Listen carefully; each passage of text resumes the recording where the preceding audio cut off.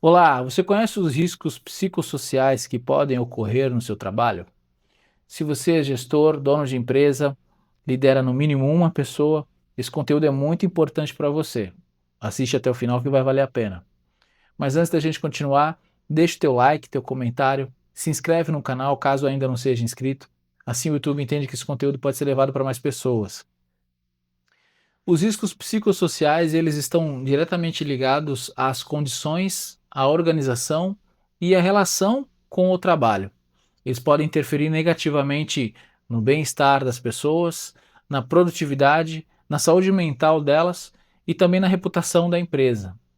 Em 2025 foram registrados mais de 500 mil de afastamentos por problemas de saúde mental. É cada vez mais necessário que esse tema seja olhado com cuidado, não só por uma questão financeira, mas humana também.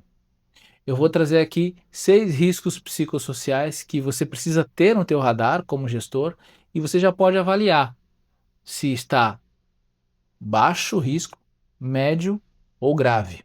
Eu posso inclusive te ajudar a fazer esse diagnóstico, a gente pode conversar a respeito.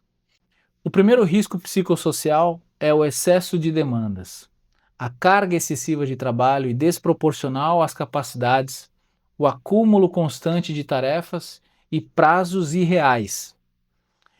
Essas condições, elas levam a aumentar os riscos psicossociais. Precisa haver uma justa medida.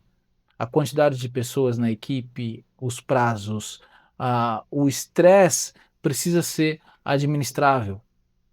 Não no sentido de as pessoas terem ali uma quantidade irreal e absurda de trabalho. A justa medida precisa ser considerada nessa questão. Então, o excesso de demanda é um risco psicossocial que você precisa ter no teu radar. Segundo risco psicossocial, assédio e derivações. Comportamentos abusivos, de intimidação, discriminação, humilhação, criam ambientes hostis e tóxicos. Isso faz com que realmente a pessoa tenha uma condição não agradável no ambiente. Eu tenho também um trabalho de conscientização sobre assédio moral e sexual e que tem ajudado bastante os gestores a olhar para isso de forma mais estratégica.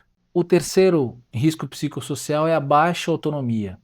Quando existe muito microgerenciamento, um excesso, uma rigidez de controle, a pessoa não consegue ter ali a segurança psicológica necessária para ela ter autonomia de se expressar e tudo mais. Isso faz com que ela fique engessada e não tenha um desempenho adequado e uma condição mental de fluidez. Todos nós precisamos nos sentir realizados no que fazemos. E a partir do momento que uma pessoa tem baixa autonomia no trabalho, ela não vai ter essa sensação de pertencimento e de realização.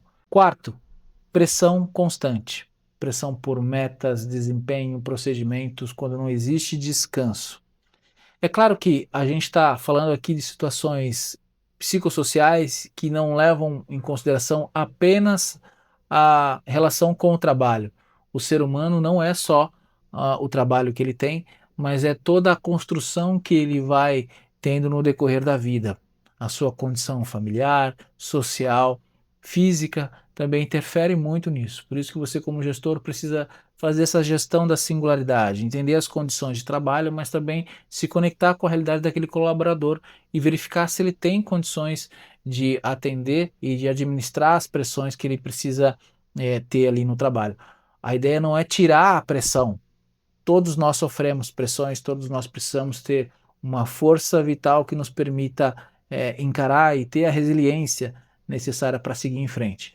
Mas essa pressão precisa ter uma dosagem certa. Volto a dizer, a justa medida.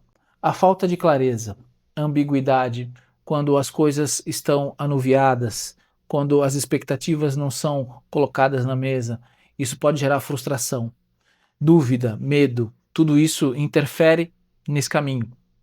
Quanto mais claros, quando os acordos são feitos de forma madura, organizada, com pedidos efetivos, quando a comunicação acontece de uma maneira objetiva e com todos os pontos possíveis sendo considerados, a situação mental ela fica mais fluida e tranquila.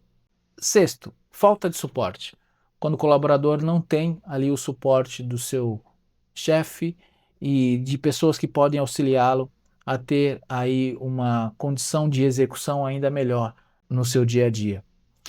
A falta de suporte também tem a ver com os equipamentos. Quando o colaborador tem ali um computador que fica travando toda hora, que não está em condições adequadas para realizar a demanda, isso também pode gerar ali um estresse e aumentar o risco psicossocial. Então é muito importante que o colaborador tenha esse suporte aproximado, de poder ter essa possibilidade, de ter uma referência importante que o ajude ali na sua atividade. Então esses são os 6 riscos psicossociais que eu quis trazer nesse momento.